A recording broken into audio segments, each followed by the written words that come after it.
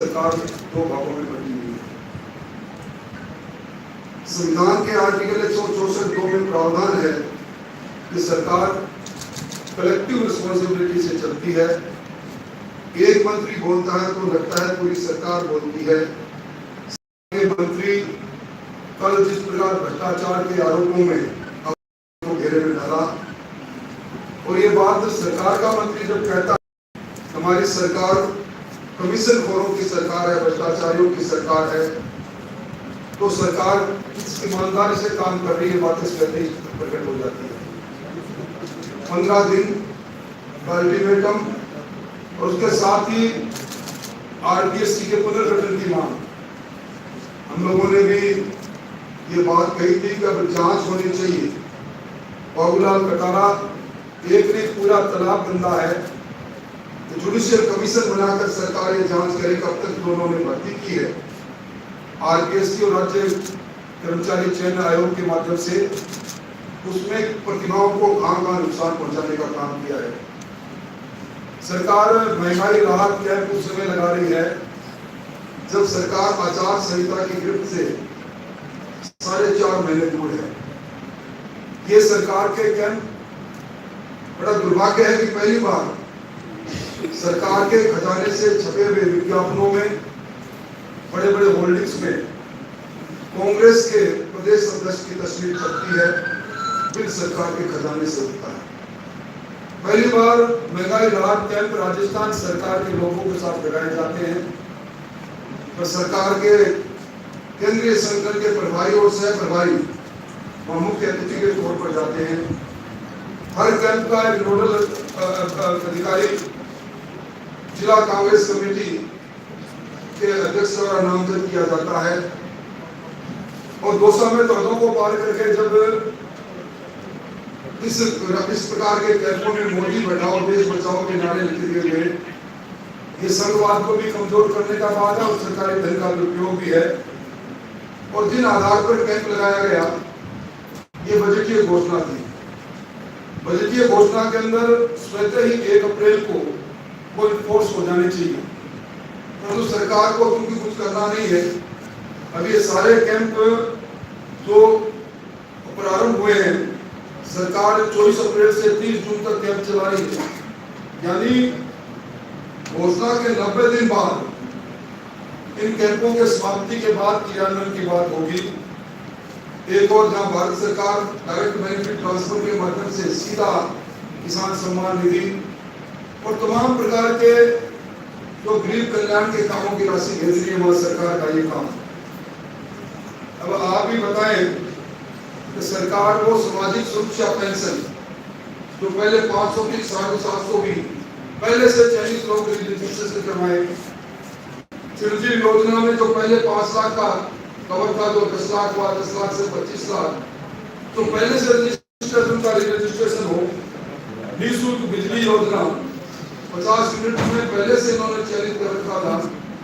सारा डाटा जिनके पास है उसको 100 यूनिट करने का काम की बात कर रही है। और इसी प्रकार शहरी ग्रामीण रोजगार योजना। अब सरकार आज की तारीख में सबसे बड़ा संकट राजस्थान में बिजली कटौती है। औद्योगिक क्षेत्रों में सप्ताह में 1 दिन उद्योग बंद करने का परिपत्र सरकार ने जारी कर दिया, और घोषित हो रहा है, घोषित जहां कटौती चल रही है वहीं सरकार ने 50 यूनिट से 100 यूनिट तक मुफ्त बिजली के लिए मुख्यमंत्री गारंटी कार्ड जारी करने का काम सरकार कर रही है। वहीं जो फ्यूल चार्ज है, जो भारतीय जनता पार्टी के पूरे कालखंड में औसत उपका निकाला जाए 18 पैसे प्रति यूनिट था, आज 60 पैसे को पार कर रहा है। अभी जो बिल उपभोक्ताओं के हाथ में आए हैं, ये वो बिल है जो अक्टूबर की तिमाही में पिछले साल जो फ्यूल चार्ज था 52 पैसे उनसे लग कर आए हैं। और कुछ बिलों को जब देखते हैं तो जो बिल मैं ये निवेदन करना चाहता हूं कि 2018 के अंदर तमाम सेस और सब के साथ में आम घरेलू उपभोक्ता को 5 रुपए 55 पैसे प्रति यूनिट में बिजली मिलती थी, जो आज 11 रुपए 90 पैसे प्रति यूनिट में आम उपभोक्ता को घरेलू उपभोक्ता को बिजली मिल रही है। और इसके साथ ही 7 पैसे अडानी साहब ने इंडोनेशिया में कोयला खरीदा, कोयलों के अंतर का भी प्रतिनिधित्व दे रहे हैं। यानी अब जो बिल आपके हाथ में है वो बिल फ्यूल चार्ज और अडानी टैक्स के नाम पर 59 पैसे प्रति यूनिट की बढ़ोतरी का बिल है, और इसके साथ साथ शहरी सेस 15 पैसे प्रति यूनिट, विद्युत शुल्क 40 पैसे प्रति यूनिट और जल संरक्षण 10 पैसे प्रति यूनिट। आज जितनी राहत सरकार दे रही है 50 यूनिट और 100 यूनिट में, उससे 2 गुणों से ज्यादा, 2 गुने से लेकर 6 गुना तक ये फ्यूल चार्ज के नाम से दूसरे रास्ते से वसूल कर रही है।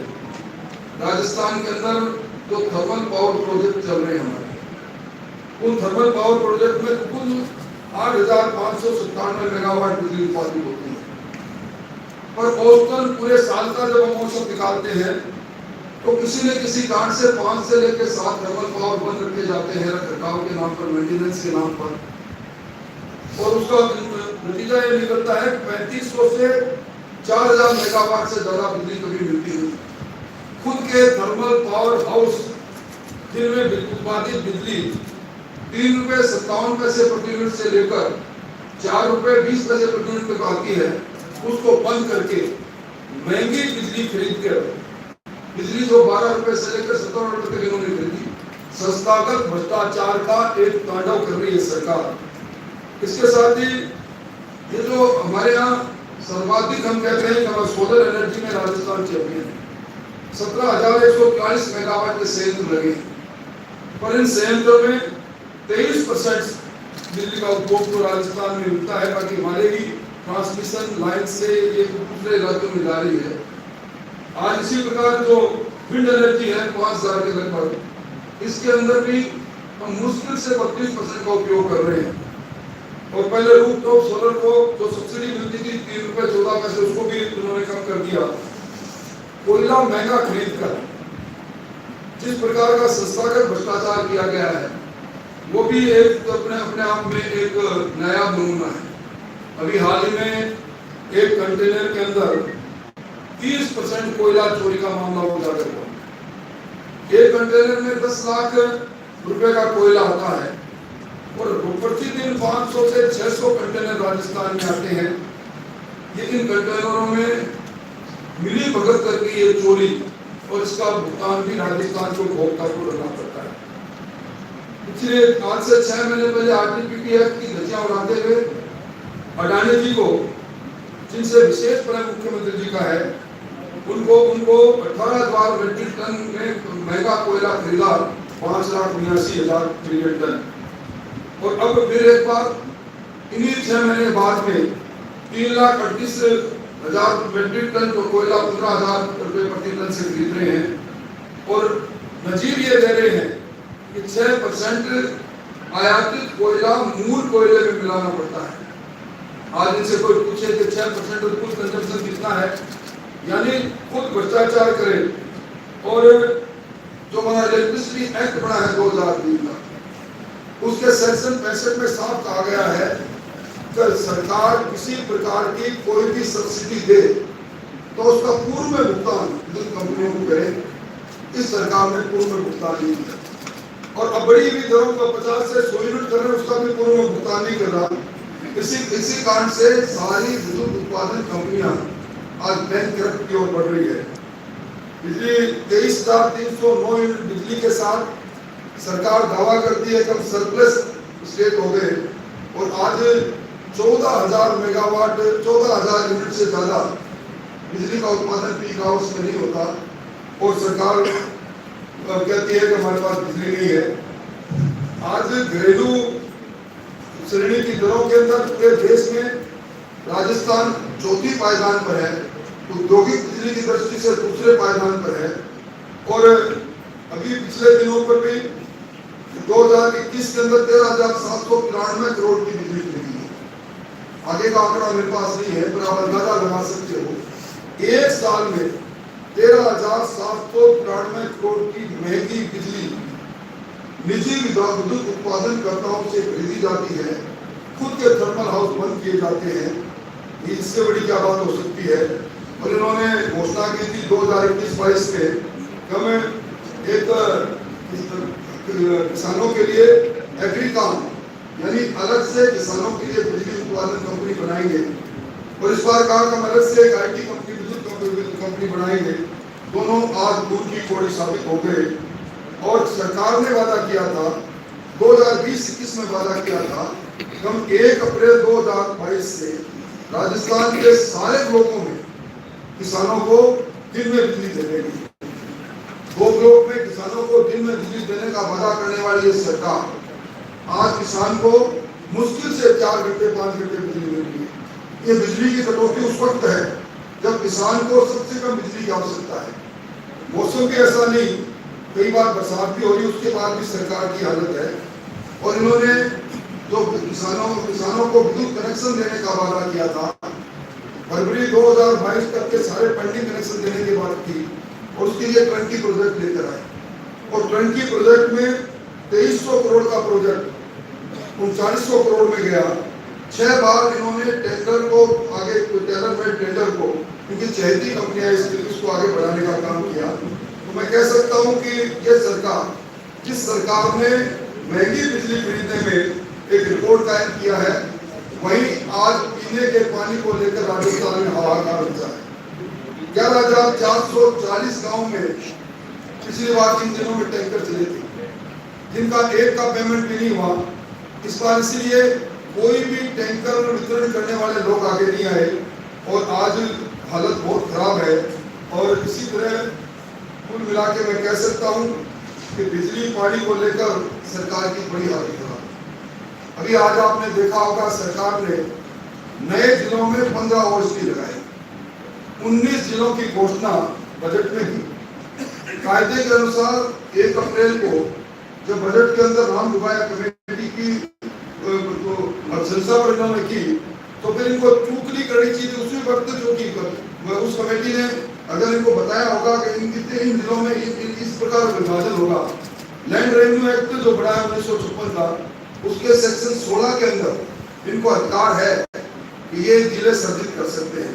परंतु एक हाईकोर्ट का एक मामला आया था, सही राम आदर्श बनाम राजस्थान स्टेट। इसमें इस लैंड रेवेन्यू एक्ट के सेक्शन 16 की व्याख्या करते हुए हाईकोर्ट ने कहा कि आप नए जिले बनाने का अधिकार तो रखते हो, पर इन नए जिलों की बाउंड्री के लिए नए जिलों में कौन सी पंचायत समितियां, नए जिलों में कौन सी तहसीलें शामिल होगी, इसके लिए आपको प्रारूप का प्रकाशन करना पड़ेगा, आपको आपत्तियां लेनी पड़ेगी।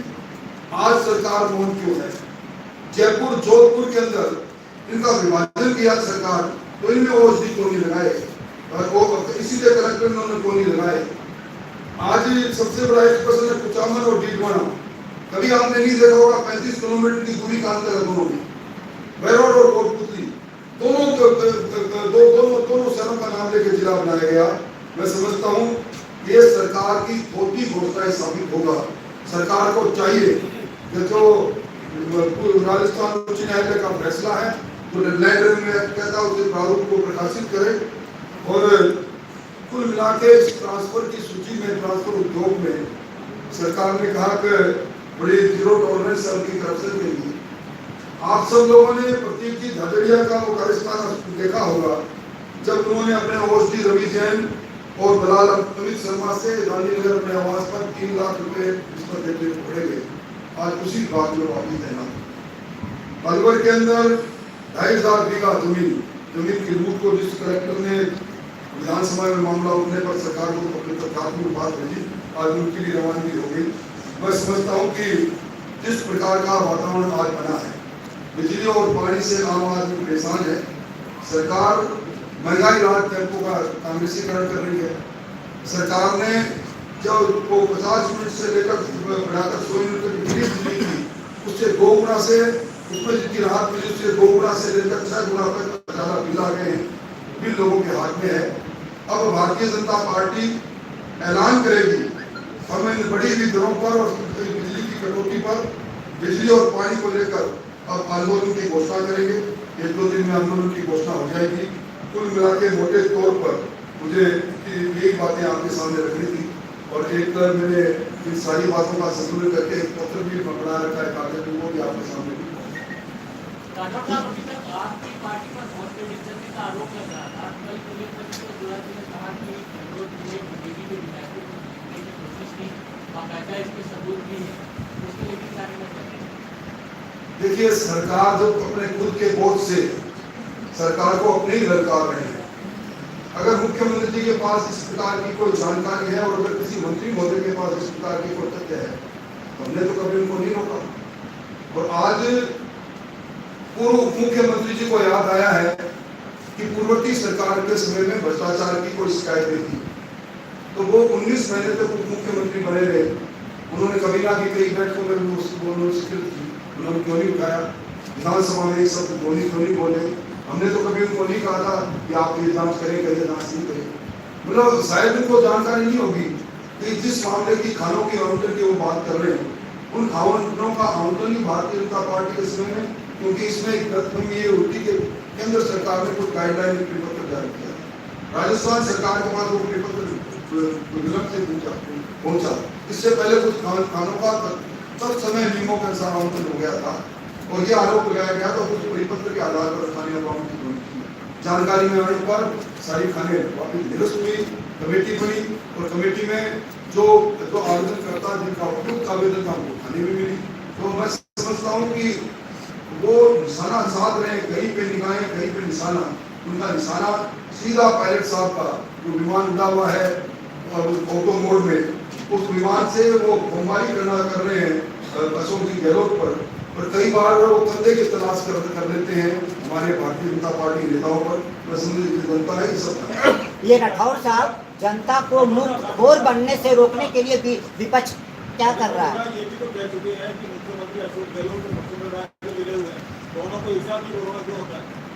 देखिए, कोरोना जिस समय फैला था, एक दिन में कई हजार लोगों पर कोरोना हो रहा था।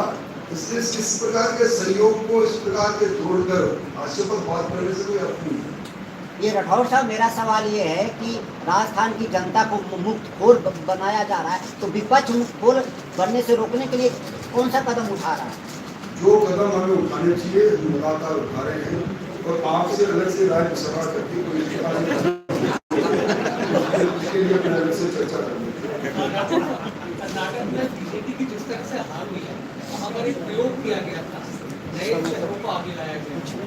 हम आपको लगता है कि आप जिम्मेदार नेता एक अहम भूमिका आपकी रहेगी, तो राजस्थान के लिहाज से आपको रणनीति बदलनी पड़ेगी, क्योंकि वो प्रयोग कर्नाटक में पूरी तरह से विफल साबित हुआ। देखिए, यहाँ जिस बात को आप कह रहे हैं उस पर मैं टिप्पणी करने का अधिकार मुझको नहीं, हमारा संसदीय बोर्ड यह करेगा।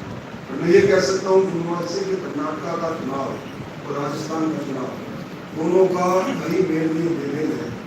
और ये तो कांग्रेसी जेडीयू और एक दूसरे को ललकार रही है।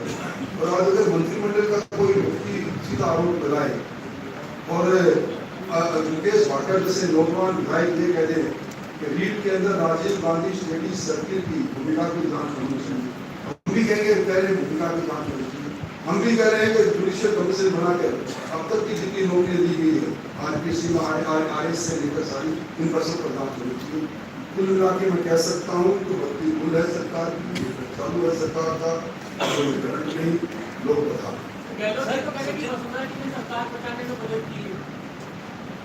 कि अगर गहलोत जी इतने कमजोर है कि हमारी सरकार, अपनी सरकार, उस सरकार को बचाने का में भी वो नाकामयाब रहे, दूसरों को चले देते हैं, तो ऐसे कमजोर मंत्री को के बारे में मैं क्या राठौर साहब, मेरा ये सवाल था, आरपीएससी को बंद कर देना चाहिए, जो पेपर लीक हुए उन बच्चों को फिर से मुआवजा राशि देनी चाहिए। उनकी दोनों मांगों पर मैं समझता हूँ कि राजनीतिक पर्दे की बात नहीं, निश्चित तौर पर आरपीएससी का मामला करता है कि आरपीएससी को भंग भी करना चाहिए, सारे मामलों की जुडिशियल कमीशन से इंक्वायरी भी करना चाहिए। और जो लोग पेपर रद्द होने के कारण से हरियालाल पारिक जैसे नौजवान को आत्महत्या करी गई, इस पूरे मामले में तो सरकार को नौजवानों को निश्चित तौर पर मुआवजा देना चाहिए। राठौर साहब, मेरा ये सवाल, राठौर साहब ये था, अभी सरकार ने 4 जिलों में ओएसटी नहीं बनाई है जो उन्होंने कहा था, उत्तर दक्षिण जयपुर में। मैंने आपको कहा ना, मैं जो कहना चाह रहा हूँ कि आपके सरकार आने के बाद इस नोटिफिकेशन को आप कैंसिल करेंगे या रिव्यू करेंगे? हम आनंद फालन के अंदर किसी तरह के जिलों को, तहसीलों को, विभागों को बढ़ाने का फैसला नहीं किए। ये रेवड़ियों की तरह बांटकर तो सोचते हैं चुनाव की वेतन में पास कर लेंगे, इससे काम करेंगे। कागज बांटते हैं प्रकाश। आज विशेष तौर पर बिजली की बात कर रहे थे और अब बिजली के वो दो बिल के दो महत्वपूर्ण बिल एक अप्रैल है, 1 मई का।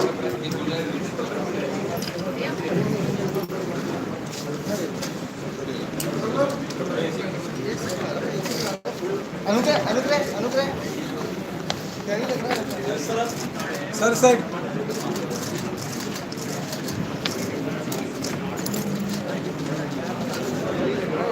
मैं नीचे हो गया भाई, मैंने अनिता जी बहुत बहुत धन्यवाद, बहुत बहुत आभार। फिर मुलाकात होगी कल 5 बजे, आप सब सादर आमंत्रित हैं। राठौर साहब एक सवाल और है। हाजी राठौर साहब एक सवाल और है, आप बैठ जाओ। भाई उठा दीजिए।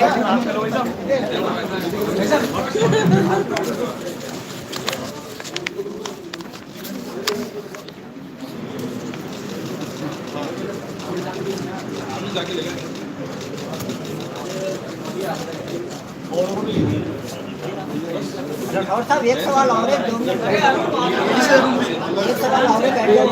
आपके लिए स्पेसिफिक एक सवाल बहुत महत्वपूर्ण सवाल है।